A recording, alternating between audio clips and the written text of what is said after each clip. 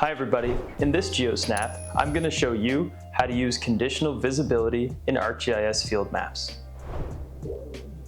So here I'm working with Map Viewer in ArcGIS Online, and I want to create a point in my house inspections layer. When I place the point on the map, I can see the form that I've created in Field Maps Designer.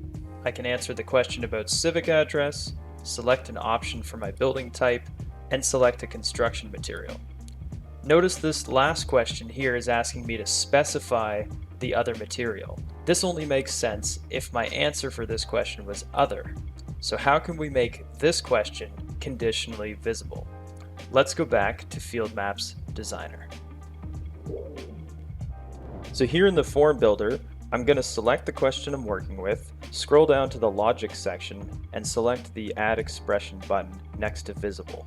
I'll click New Expression, I'll name my expression Other Materials, and for the condition, I'm going to put the construction material field or question is Other.